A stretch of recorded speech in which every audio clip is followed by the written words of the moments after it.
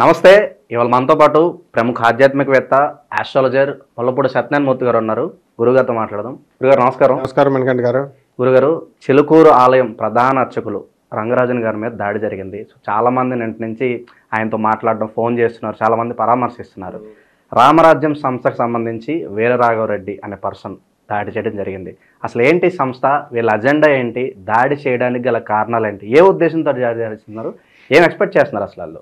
రామరాజ్యం పేరుతో ఒక 20 మంది దాకా మొత్తం ఒక లైన్లో డిసిప్లిన్డ్గా వెళ్తున్నట్టుగా రంగరాజన్ గారిని నిర్బంధించి వాళ్ళ ఇంట్లోకి ట్రేస్ పాసింగ్ చేసి ఆయన కూర్చోపెట్టి వీళ్ళు బలవంతంగా మాట్లాడుతున్న వీడియోలు వినండి అని ఆల్రెడీ సర్క్యులేట్ అవుతున్నాయి.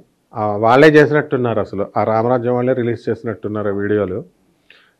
తర్వాత మళ్ళీ ఈ రంగరాజన్ గారు పాపం ఆయన కూర్చొని ఒంటరివాడే పాపం ఆయన అసలు గట్టి ఫైట్ ఇస్తున్నాడు. ఆయన చెప్తున్నాడు పాపం, ఇది అధర్మం, ఇలా చేయకూడదు, రామరాజ్యం అంటే మంచిగా చేసుకోవాలా అని.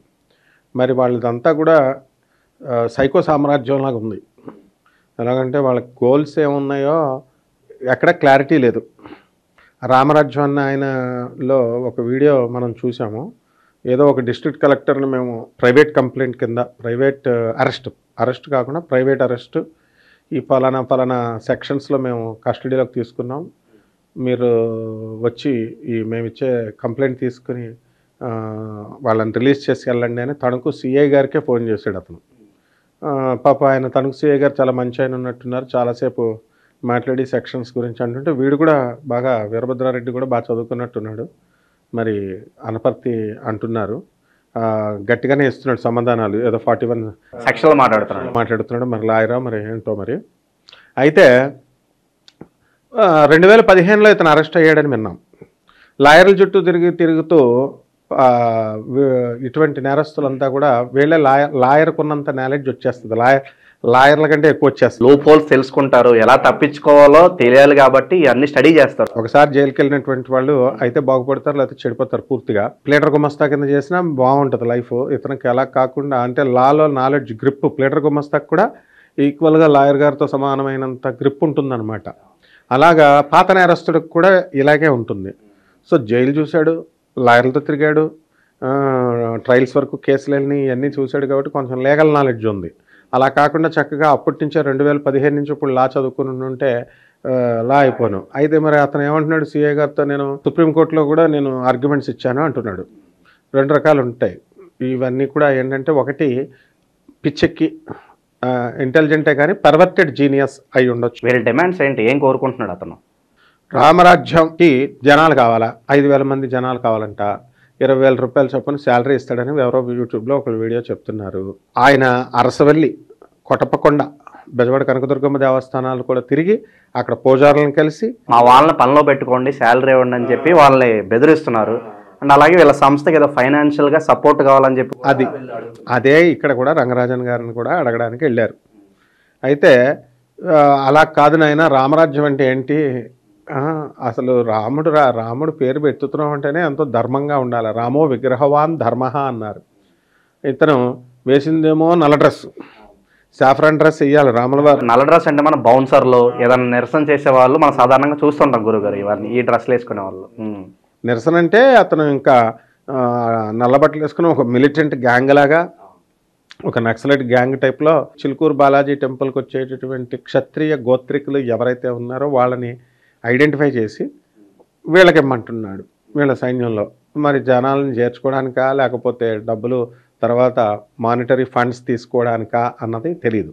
ఇంకా ఇక్కడ కమ్యూనిటీ పిచ్చి, మన వాళ్ళు ఉంటే మనకైనా హెల్ప్ చేస్తారు ఏంటి, ఇంక ఇక్కడే స్టక్ అయిపోయారు. పేరుకి రామరాజ్యం, అందరూ ఈక్వల్గా చూడాలి కానీ మా వాళ్ళు ఉంటే ఏదో హెల్ప్ చేస్తారనే బుద్ధి ఏదైతే ఉందో మరి ఎంతవరకు ఇది. ఆ భ్రమలోనే దేశం, ఇండియా, భారతదేశం సర్వనాశనం అయిపోతుంది. కులం, మతం, ఈ వివక్షలతో మనకి మొదటి నుంచి వస్తుంది. అందరూ కూడా అన్ని కబుర్లు చెప్తారు కానీ పెళ్ళిళ్ళ దగ్గరికి వచ్చేసరికి మేము కులాలు ఉండవండి, మతాలు ఉండవండి అని అంటారు, అంతా ఒకటండి అంటారు. వాళ్ళ పిల్లలకి పెళ్ళిళ్ళు వచ్చేసరికి మరి తీసుకొచ్చి వేరే కులం వాడికి చేయొచ్చుగా, చేయరు. వేరే మతం వాడికి చేయొచ్చుగా, చేయరు.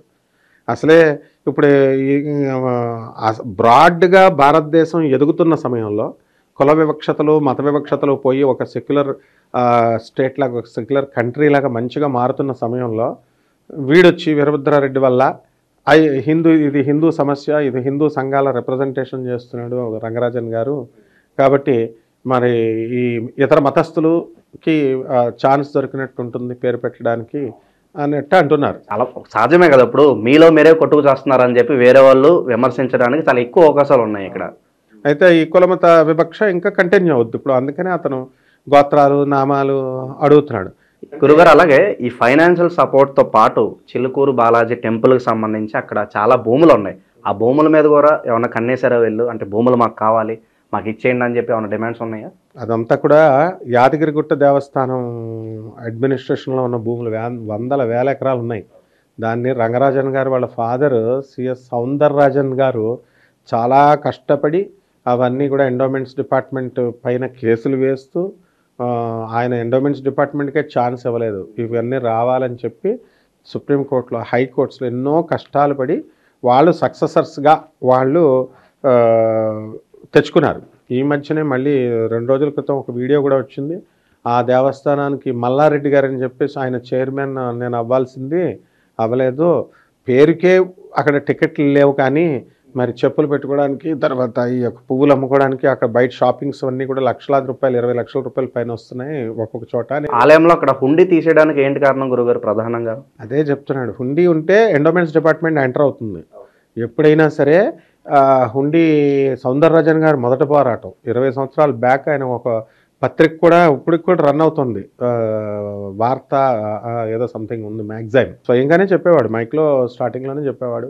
హైకోర్టు జడ్జిలు ఆయనకు కొంతమంది ఫ్రెండ్స్ ఉన్నారు, ఆ ఫ్రెండ్స్ అంతా కూడా అందులో లూప్ హోల్స్ చెప్తారు కదా, జడ్జెస్ అనగానే గుడికి వస్తారు పాపం, గుడికి వచ్చిన వాళ్ళు చెప్తారు తప్పే ఉంది వాళ్ళదే ఉంది అని. హుండీ ఉంటే ఎండోమెంట్స్ డిపార్ట్మెంట్ ఎప్పుడు వస్తుంది, ఎప్పుడైనా సరే కలెక్షన్ ఉన్నప్పుడే వస్తుంది, కలెక్షన్లు అయితే రారు. అవన్నీ పొరంబోకు భూములు అవన్నీ కౌలుకి వస్తే ఇవన్నీ ఉంటాయి. సో అందుకని హుండీలు ఉండకుండా చూసుకోండి అని చెప్పేసి ఆయన ఆ పత్రికలో కూడా చక్కగా వచ్చుకుంటూ వచ్చింది. సో ఆ కారణంగా వాళ్ళు కేవలం ఎండోమెంట్స్ డిపార్ట్మెంట్కి చెక్ పెట్టడం కోసమే ఈ హుండీ వ్యవస్థను తీసేశారు. రెండో కోణంలో అది ఎండోమెంట్స్ డిపార్ట్మెంట్కి ఒక విధంగా లాస్, అది గవర్నమెంట్కి వచ్చేటటువంటి రెవెన్యూని పోగొట్టారు. అయితే ల్యాండ్స్ ఉన్నాయి కాబట్టి అది వేరే విషయం, అవన్నీ అప్రస్తుతం ఇప్పుడు.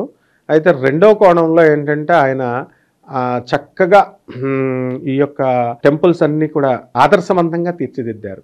బయట విఐపి దర్శనాలని చెప్పి విఐపి సేవలని రకరకాల టికెట్లు ఆల్ ఆర్ ఈక్వల్ అన్ని టికెట్లు పెట్టి ఆదాయం వచ్చేలా చేశారు. ఇక్కడ ఈయన ఏం చేశారంటే ఆదాయం అనేది పక్కన పడేసి ఆ చైర్మన్ మాటల్లో మనం వినొచ్చు. హుండీ లేకపోతే మరి టెంపుల్ మెయింటెనెన్స్ కావచ్చు, అదర్ ఖర్చులు మరి ఇండైరెక్ట్గా చెప్తున్నాడుగా ఆ చైర్మన్, ఇండైరెక్ట్గా వస్తాయి. ఇప్పుడు ఆ టెంపుల్ షాపింగ్ కాంప్లెక్స్లో అవి వాటి మీద వస్తాయి టెండర్లు. తర్వాత అప్పట్లో 20 సంవత్సరాల బ్యాకే ప్రజలంతా చెప్పుకునేవారు, ఆయన డైరెక్ట్ వీళ్ళంతా అనౌన్స్ చేసేవారు పంతులు గారు వాళ్ళు, ఏదైనా ఇవ్వాలనుకుంటే హుండీలో కాదు తర్వాత ఇవ్వండి అని చెప్పి అనేవారు. ప్రజలందరికీ తెలిసింది, పెద్ద విషయం ఏం కాదు. అయితే మొత్తం మీద మాత్రం సౌందరరాజన్ గారు చక్కగా ఈ విఐపి సంస్కృతిని నరికేశారు. అసలు ఆ విషయంలో మాత్రం ఆయనకి ఇక తిరుగులేదనమాట.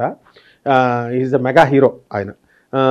తర్వాత ఆర్జిత సేవలు ఇలాంటి పాపం అవి ఫ్రీగా పెట్టారు, క్యాష్ లేకుండా.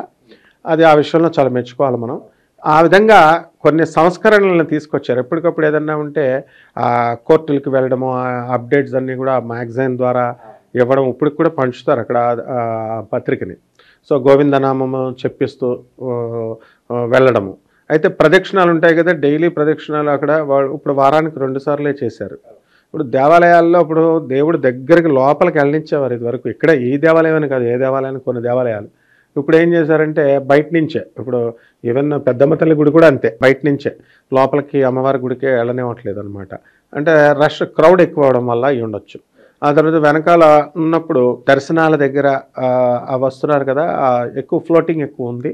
సో ప్రదక్షిణాలు, ఆత్మ ప్రదక్షిణాలని కేవలం కొన్ని టైమింగ్స్ పెట్టి కొన్ని రోజులు హాలిడేస్ ఇచ్చి ఆ డేస్లోనే పెట్టాలి. ఇలాంటి కొన్ని ఇండివిజువల్ డెసిషన్స్ ఆయన తీసుకున్నారు రంగరాజన్ గారు. ఇప్పుడు పంతులు గారు అందరూ కూడా ఈ ధర్మాదాయ దేవాదాయ శాఖ కింద వస్తుంది కాబట్టి ఆ శాఖ కంట్రోల్ ఇక్కడ లేదు. ఇది ప్రైవేట్ దేవాలయము, గవర్నమెంట్ భూముల్ని సుందరరాజన్ గారు హ్యాండ్ ఓవర్లోనే ఉన్నాయి. కంట్రోల్లో అడ్మినిస్ట్రేషన్లో ఉన్నాయి. సో ఇక్కడ ఏంటంటే వీళ్ళని భయపెడితే మన కంట్రోల్లోకి వస్తారేమో అని ఒక భావన. వాడి వాలంటీర్గా ఇప్పుడు ఈ చిన్న కాలంలో కెమెరాలు ఉంటాయని అన్నీ తెలుసు అందరికి. ఇప్పుడు మనం ఆ కెమెరాలో చూసాం, లైన్గా జనాలు వస్తున్నారు, పంతులు గారిని కింద కూర్చోబెట్టి బెదిరిస్తున్నారు. ఖచ్చితంగా ఇది బయటికి వాళ్ళే రిలీజ్ చేశారు. ఇదంతా బయటికి వెళ్తుంది, వాళ్ళ ప్రాబ్లం అవుతుంది తెలిసి కూడా చేశారంటే వెనకాల ఎవరో ఉండి నడిపిస్తున్నారు. మరి ఎవరున్నారంటారు? ఇప్పుడు రాజకీయ రంగు తీసుకుంది. ఇప్పుడు ఈరోజు కేటీఆర్ వచ్చాడని బీజేపీ వాళ్ళు వచ్చారు, తర్వాత రాజాసింగ్ వచ్చాడు, ఆయన ఒక వెర్షన్ ఇస్తున్నారు. ఈయన బండి సంజయ్ గారు వేరే పరామర్శించడంలో ఎవరు తగ్గట్లేదు. అవును, అందరూ వెళ్తారు కదా. ఇప్పుడు డబ్బులు ఇమ్మంటే ఎవరు ఇవ్వరు. ఇప్పుడు జనరల్గా సౌందరరాజన్ గారు పాపం మెయింటెనెన్స్ కోసం అప్పుడు ఇన్ని సంవత్సరాల నుంచి ఇవ్వండి అంటే ఒక పొలిటికల్ పార్టీ ఇవ్వలే. తర్వాత ఈ కెమెరాల్లో వస్తున్నప్పుడు మనం పడతాము, మనం పోలీస్ స్టేషన్లో పడేస్తారు, మనల్ని ట్రేస్ పాసింగ్ కేసు పెడతారు, ఇవన్నీ కూడా ఉంటాయి అన్న జ్ఞానం వాడికి తెలిసే ఉండుంటుంది. తెలియకుండా చిన్న పిల్లాడేం కాదు కదా, అంత ధైర్యంగా అడుగుతున్నాడు. గోత్రాలు అన్నీ నువ్వు చెప్తావా లిస్టు, ఇక్ష్వాకు వంశానికి గోత్రం ఏంటో చెప్పు, అవి వచ్చిన రాజుల గోత్రాలన్నీ నాకు ఇవి, వాళ్ళ చేత నా మనుషులను అక్కడ నేను ఎంప్లాయ్ చేస్తాను, నేను పెట్టిన తర్వాత అక్కడ నువ్వు శాలరీస్ పేమెంట్ చెయ్యి, ఇవన్నీ పిచ్చి పిచ్చి కోరికలు ఇవన్నీ. అక్కడైతే ఆయన వీడియోలో ఒకటి కలెక్టర్ని నేను హ్యాండ్ ఓవర్లోకి తీసుకున్నాను అని సీఐకి ఫోన్ చేయడం, తడుగు సీఐకి, ఇంకా విచిత్రం అనమాట. కాబట్టి ఇతను మానసికంగా బాగాలేదు పరిస్థితి. కాబట్టి ఇతన్ని పిచ్చి హాస్పిటల్లో కొంతకాలం ట్రీట్మెంట్ ఇవ్వాల్సినటువంటి అవసరం ఉంది. ఇప్పుడు జనరల్గా ఇప్పుడు ఏంటంటే రంగరాజన్ అంటే ఏంటి, అంత ఈజీ ఆషామాషి వ్యక్తి కాదు ఆయన. ఏదో చిన్న కుర్రాళ్ళగా అక్కడ కూర్చొని పాపం ఆయన కూర్చోపెట్టి వాళ్ళ కాళ్ళ దగ్గర కూర్చోపెట్టుకొని ఆయన చేతులు కట్టుకుంటే అమాయకుడు అనుకున్నారు. ఆయన ఒక పులి అనమాట. ఆయన ప్రతి దానికి కూడా మాట్లాడితే సుప్రీంకోర్టు హైకోర్టు అంటామని కూడా అంటున్నాడు వీరభద్రారెడ్డి. ఆయన కోర్టులకు వెళ్తారు, ఆయన కావాల్సిన న్యాయం తెచ్చేదాకా పోరాట పటిమ ఉన్న యోధుడు ఆయన. ఇప్పుడు మిగతా వాళ్ళంతా కూడా షాక్లకు గురైపోయి మిగతా వాళ్ళంతా కూడా కేసులు పెట్టరు. ఇప్పుడు చాగంటి కోటేశ్వరరావు గారు ఇంటి మీదకి యాదవులు అంతా కూడా సంఘాలు వెళ్ళినాయి, అప్పుడు ఇళ్ళకి వెళ్ళారు. అలాగే ఈ గరికపాటి నరసింహారావు గారి ఇంటికి కూడా అప్పుడు విశ్వబ్రాహ్మణ సంఘాలన్నీ కూడా వెళ్ళినాయి. అప్పుడు వాళ్ళది రాయల్ ఫైట్ లాగా ఉంది. ఆ సంఘాలలో కొంచెం డీసెంట్ ఉన్నారు, వీళ్ళు డీసెంట్గా మాట్లాడుకున్నారు, కాంప్రమైజ్ అయిపోయారు, క్షమాపణలు చెప్పుకున్నారు. గురుగారు, గరికపాటి గారు, చాగంటి గారు, వాళ్ళని పోలీస్ కంప్లైంట్ లేవలేదు, అయిపోయింది మ్యాటర్. అసలు ఇక్కడైతే మాత్రము దబాయింపు, అరుపులు, వాళ్ళని సప్రెస్ చేస్తూ, రంగరాజన్ గారు వాయిస్ను సప్రెస్ చేస్తూ ఇలా రకరకాలుగా మాట్లాడారు, వాళ్ళు బెదిరించారు.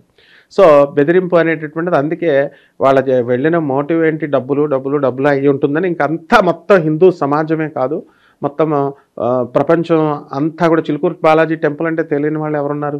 కాబట్టి అందరూ కూడా హిందువులంతా ఏకమయ్యారు. ఈ కారణంగా ఏకమయ్యి అందరూ కూడా ఏకగ్రీవంగా రంగరాజన్ గారికి మద్దతు ఇచ్చారు. మనం కూడా రంగరాజన్ గారికి మద్దతే ఇస్తాం. అలాగే అటువంటి ఈ దుష్ట చర్యని, ఇటువంటి దాడిని ఖండిస్తున్నాం. అంతేకాదు ఇళ్ల మీదకి వెళ్ళేటటువంటి సంస్కృతి చాలా కాలం నుంచి సాగుతుంది. ఎవరైనా ఇష్టం లేదనుకుంటే మన హిందువులే క్రైస్తవులు ఇప్పుడు కొంతమంది అక్కడ కొన్ని ఊర్లలో ఉంటే 4-5 ఇళ్ల మీదకి వెళ్ళి దాడి చేసిన సందర్భాలు ఉన్నాయి. అంటే దాడి అంటే ఇలా మానిటర్గా కాదు, హిందువులు ఇలా వెళ్ళడం కాదు, మామూలుగా వీడియోస్ చూస్తున్నాం కదా మనం, వీడియోస్ ఉన్నాయి, మేము వెళ్ళాం, ఎందుకు మీరు జరిపిస్తున్నారు అది అని. మత మార్పిడి చేసినంత మాత్రాన్ని ఎవరు అది వేరే గోల. అంటే మొత్తం మీద ఆ క్రైస్తవులు హిందువుల మీద ఇళ్ళకెళ్ళడం, హిందువుల క్రైస్తవుల ఇళ్ళ మీదకి వెళ్ళడం ఏంటిదంతా మనం చెప్తే వీళ్ళు ఏంటి అంతా కూడా రంగరాజన్ గారిని సపోర్ట్ చేస్తున్నాం కదా, దానికి అర్థం అవ్వడానికి కూడా మెచ్యూరిటీ కావాలా. ఇప్పుడు నేను చెప్పబోయే ఇవన్నీ కూడా కొన్ని పాలసీ మ్యాటర్స్ అయితే డిస్కస్ చేయడానికి చాలా ఉంటుంది. అక్కడ ఏ పాలసీ లేదు, బొంగు లేదు, కామెంట్ పెట్టేవాడికి అది ఒక సరదా. ఇప్పుడు రంగరాజన్ గారికి కూడా మరి ప్రైవేట్ ఆర్మీ లాగా సెక్యూరిటీ పోలీస్ డిపార్ట్మెంట్ ఎన్ని రోజులు ఇస్తుంది? ఎన్ని రోజులు ఇవ్వదు కదా, ఇప్పుడే ఇవ్వదు. జనరల్గా ఎమ్మెల్యేలకి ఎంపీలకి అంటే ఇస్తారు వాళ్ళు. ఇప్పుడు ప్రోటోకాల్ ఉంటుంది, జెడ్ కేటగిరీ అవి ఇస్తారు. పాపం పంతులు గారికి ఒక రోజు ఇస్తారు, 4 రోజులు, అది కూడా ఆయన అడిగితే ఇవేమీ అడగడు ఆయన, మగసింహం ఆయన. అందువలన మరి ఇప్పుడు చెప్పేటటువంటి వాళ్ళంతా కూడా రంగరాజన్ గారికి డొనేషన్లు ఇచ్చారనుకోండి, ఆర్థిక సహాయం చేశారనుకోండి, వాడికి కాదు రామరాజ్యం గాడు అడిగి వేస్ట్ వాడు. ఈయన గురుగారికి ఇచ్చారనుకోండి, ఇస్తే ఈయన కొంచెం ఫోర్స్ పెంచుకుంటారు కదా, ఆ గుళ్ళో బౌన్సర్లో సెక్యూరిటీ పెట్టుకోవచ్చు. అది చేయరు. ఇప్పుడు వచ్చిన రాజకీయ నాయకులు కానీ, లేకపోతే వచ్చిన భక్తులు, సానుభూతి చూపించే భక్తులు కానీ, యూట్యూబ్లో చెప్పేవాళ్ళంతా కదా, ఒక్క రూపాయి ఇవ్వమంటే ఎవరు మళ్ళీ. కాబట్టి ఇవ్వాలి గురువుగారు చేసిన క్రియ చాలా మంచిది. గత సుదీర్ఘకాలంగా మనం చూసాం, హిందూ ఆలయాల మీద దాడులు కావచ్చు, రథాలు తగలబెట్టడం, చాలా విధ్వంసం సృష్టించారు. ఇప్పుడు డైరెక్ట్గా అర్చకుల మీదగా దాడి జరిగిపోయింది.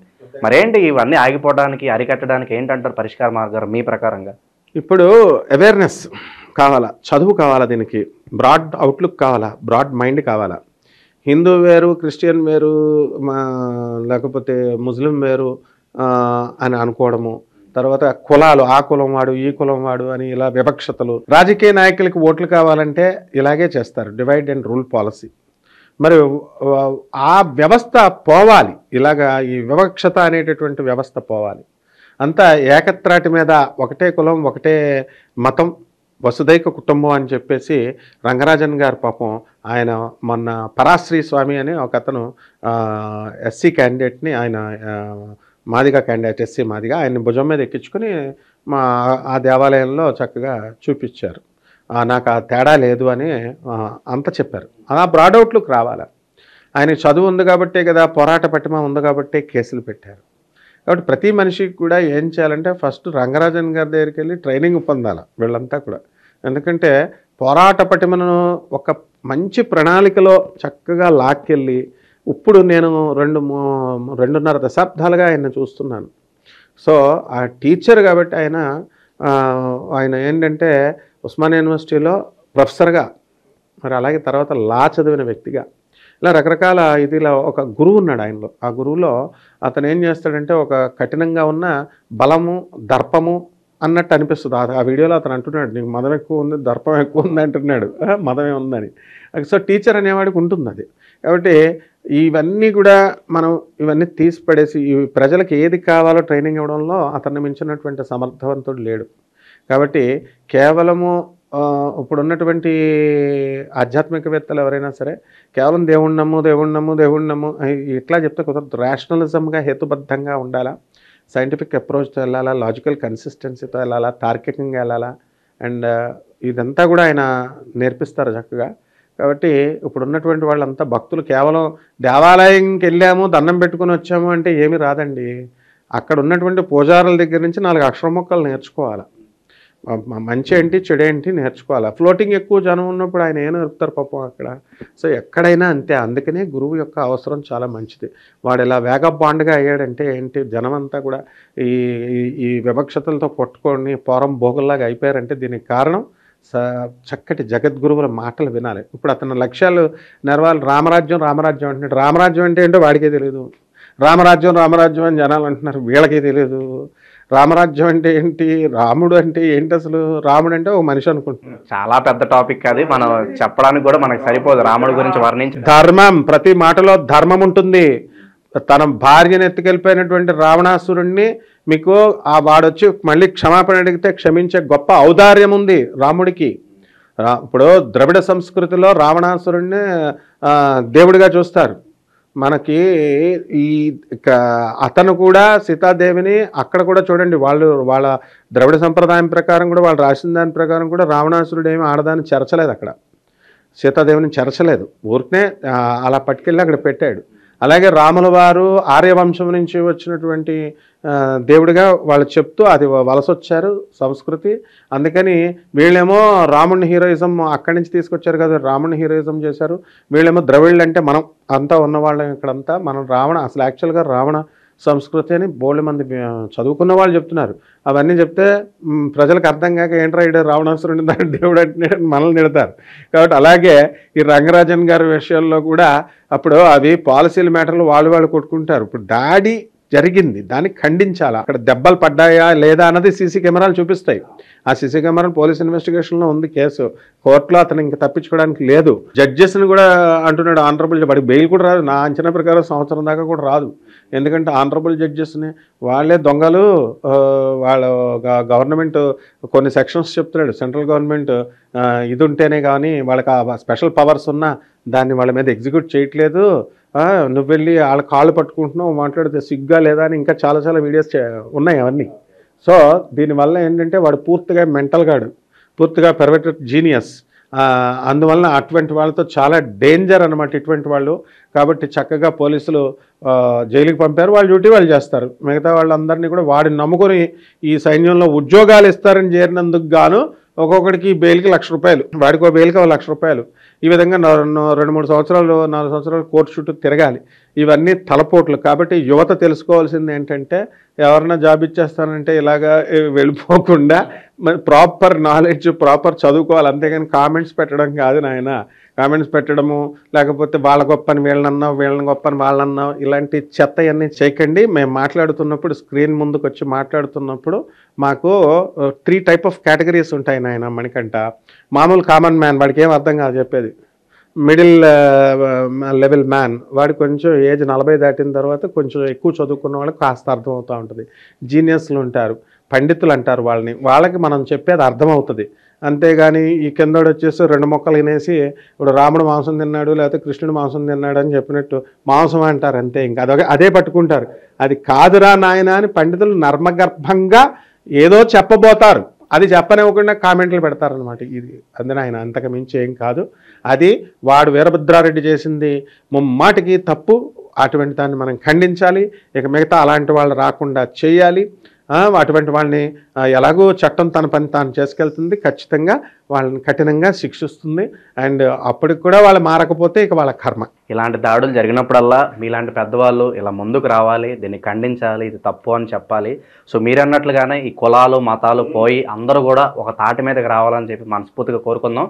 ఇలాంటి దాడులు జరగకుండా ఉండాలని కోరుకుందాం గురుగారు. ధన్యవాదాలు. ధన్యవాదాలు.